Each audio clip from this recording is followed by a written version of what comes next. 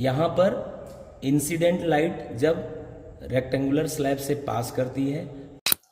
आइए दोस्तों, आज हम देखने जा रहे हैं कि अगर एक हमारे पास रेक्टेंगुलर स्लैब है, कांच का आयताकार गुटका, ये लाइट को डेविएट नहीं कर पाता, मोड़ क्यों नहीं पाता। आइए इसको प्रैक्टिकली पहले देखते हैं। आइए आपको प्रैक्टिकली इसको दिखाते हैं। कहने का मतलब मेरे क्या है, लाइट को क्यों नहीं डेविएट करता। ठीक है दोस्तों देखिए, यहाँ पर इंसिडेंट लाइट जब रेक्टेंगुलर स्लैब से पास करती है तो वो अपने पाथ से डेविएट नहीं होती, बल्कि वह लैटरल शिफ्ट इसमें प्रोड्यूस होता है। ये लाइट रे आ रही है, एक बार क्लॉकवाइज बेंड हुई इस डायरेक्शन में नॉर्मल की ओर, और जब ये दूसरे सरफेस से क्रॉस करती है तो ये नॉर्मल से अवे फ्रॉम नॉर्मल यानी एंटी क्लॉकवाइज बेंड होती है। तो पहले सरफेस द्वारा जो डेविएशन मिला है क्लॉकवाइज, वो दूसरे सरफेस द्वारा उतना ही डेविएशन एंटी क्लॉकवाइज मिलने के कारण कैंसिल हो जाता है, यानी नो नेट डेविएशन, यानी इसके पाथ में कोई डेविएशन नहीं आता। आ रही है ऐसे, आ रही है ऐसे, और जाती भी इसी डायरेक्शन में है, केवल थोड़ा सा अपने पाथ से हट के। ये देखिए, ऐसे आ रही, ऐसे आ रही, ऐसे गई। आइए इसको पिक्चर के माध्यम से समझते हैं। देखिए एक इमेज है, आपको समझाते हैं। आइए दोस्तों, आज हम देखने जा रहे हैं कि अगर एक हमारे पास रेक्टेंगुलर स्लैब है, कांच का आयताकार गुटका, ये लाइट को डेविएट नहीं कर पाता, मोड़ क्यों नहीं पाता। आइए इसको प्रैक्टिकली पहले देखते हैं। आइए आपको प्रैक्टिकली इसको दिखाते हैं। कहने का मतलब मेरे क्या है, लाइट को क्यों नहीं डेविएट करता। ठीक है, आइए देखिए। देखिए इसका कारण क्या है कि जब हम एक रेक्टेंगुलर स्लैब पर, आयताकार गुटके पर लाइट डालते हैं ऐसे, तो इससे निकलने वाली लाइट में क्या होता है, ध्यान से देखिएगा। मान लीजिए एक किरण ए बी इस आयताकार गुटके पर गिर रही है थीटा कोण पर।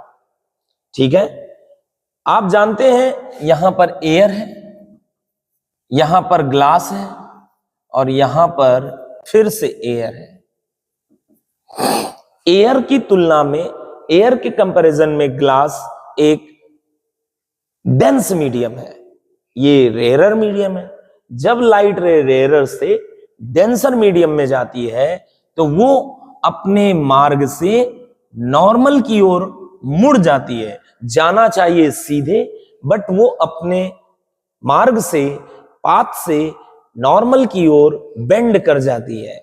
मान लीजिए वो कितने एंगल पर ग्लास में नॉर्मल से गई, अल्फा एंगल पर गई।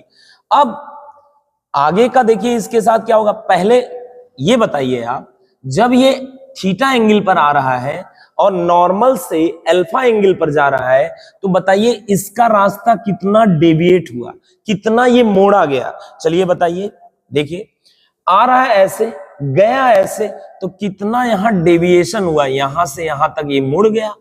यही तो इसके पाथ में डेविएशन हुआ, इतना ही तो मुड़ा है। बताइए ये एंगल कितना होगा। बहुत आसान है ये बता पाना कि एंगल कितना होगा। आप बताइए, ये एंगल अगर थीटा है तो ये पूरा एंगल क्या होगा, थीटा, क्योंकि शीर्षाभिमुख कोण यानी वर्टिकली अपोजिट एंगल है, ये बराबर होंगे।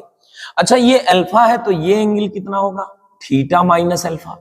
पूरा थीटा, ये अल्फा, तो ये थीटा माइनस अल्फा। तो यहां पर कितना मुड़ा है अपनी लाइट अपने मार्ग से, बताइए कितना मुड़ा है बी पॉइंट पर। अगर कोई पूछे तो बी पॉइंट पर कितना उसके पाथ में डेविएशन हुआ है, कितना मुड़ा हुआ है।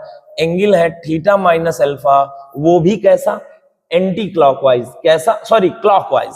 किस डायरेक्शन में, घड़ी के सुई के चलने की दिशा में, यानी क्लॉकवाइज।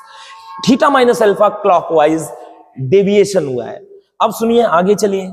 जब ये लाइट यहां पहुंची, अब आप लोग बताएंगे ये कितना है, अल्फा, तो ये एंगल कितना होगा, अल्फा, क्योंकि अल्टरनेट एंगल इक्वल होते हैं।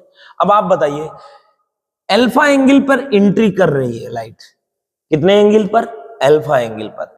अब आपको बताना पड़ेगा, एक लाइट का एक आपको रूल पढ़ाया गया होगा कि लाइट किसी मीडियम में, मान लीजिए नॉर्मल से थीटा एंगल पर आ रही है तो थीटा एंगल पर ये जाती है रिफ्लेक्शन के बाद, ये पढ़ा है आपने। थीटा एंगल पर आ रही है, थीटा पर जा रही है। लाइट में अगर यहां से टॉर्च जलाया जाए तो थीटा पर आ रही है तो थीटा पर जा रही है। अगर यहां से टॉर्च जला दिया जाए तो थीटा पर अभी भी आ रही है, थीटा पर जाएगी। ये बहुत अच्छी बात है, ये तो आप जानते ही हैं। लाइट अपने पाथ को फॉलो करती है रिवर्स डायरेक्शन में।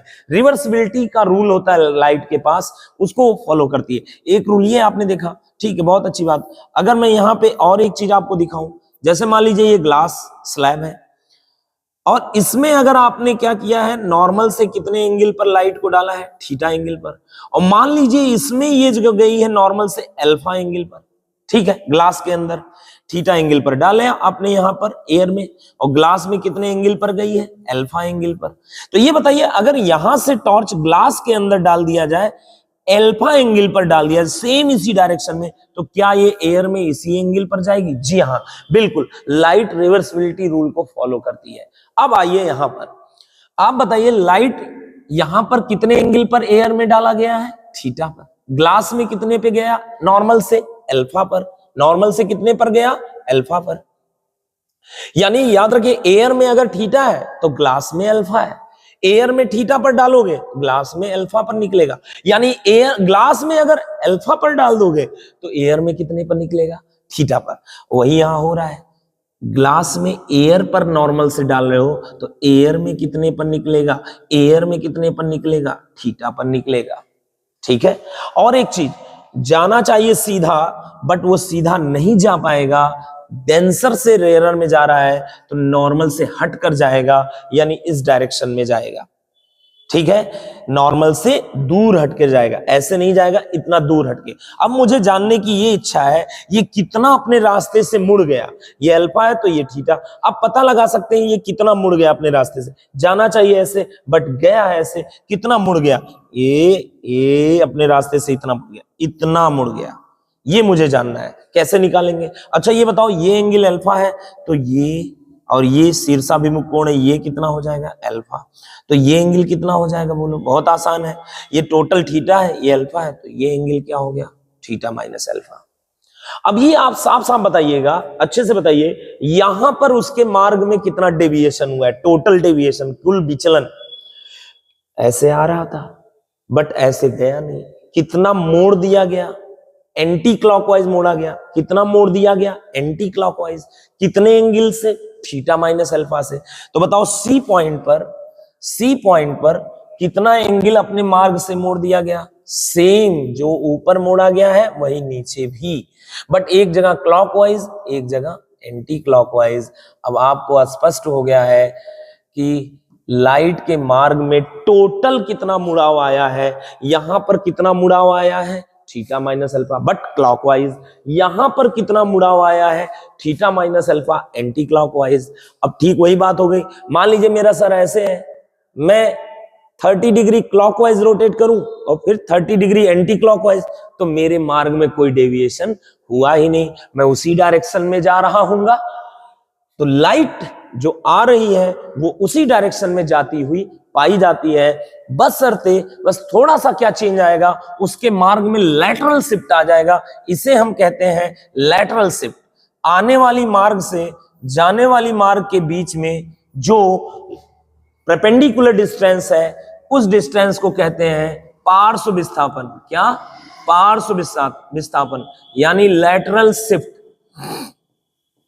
ठीक है, इतना लैटरल शिफ्ट आ जाएगा, बट डायरेक्शन में कोई चेंज नहीं आएगा। लाइट, ये देखिए जरा ध्यान से, लाइट ऐसे आ रही है इस डायरेक्शन में, वो थोड़ा सा मुड़ के फिर ऐसे ही जाएगी, इसी डायरेक्शन में ही जाएगी, बस उसके मार्ग में थोड़ा सा शिफ्टिंग आ जाएगी। समझ गए आप? तो इस चीज को आपने वीडियो में भी देखा। तो आइए अब हम लोग जो है इसको वाइंड अप करते हैं, इस लेक्चर को। नेक्स्ट हम कोई वीडियो आपके लिए लाएंगे, उसमें हम कुछ और चीजों के बारे में समझेंगे, लाइट से रिलेटेड फेनोमेना के बारे में। बहुत बहुत धन्यवाद आपका। प्लीज वीडियो को लाइक और सब्सक्राइब करें। एक बार मैं फिर से आपको बता दूं, यहां पर जितना यहां पर क्लॉकवाइज डेविएशन हुआ है, उतना यहां पर एंटी क्लॉकवाइज हो गया, यानी कैंसिल हो जाएगा टोटल डेविएशन, यानी लाइट अपने मार्ग से नहीं मुड़ेगी। यही कारण है रेक्टेंगुलर स्लैब कोई डेविएशन नहीं पैदा करता, सिर्फ लैटरल शिफ्टिंग पैदा करता है, पार्श्व विस्थापन पैदा करता है, जबकि प्रिज्म ये नहीं कर पाता। प्रिज्म डेविएशन पैदा करता है, मार्ग में डेविएशन, मार्ग ही मोड़ देगा, ये मार्ग को नहीं मोड़ पाता है। समझ में आ गया? तो चलिए इसको हम देखेंगे, जब प्रिज्म पढ़ेंगे तब उसमें हम देखेंगे। बहुत बहुत धन्यवाद आपका।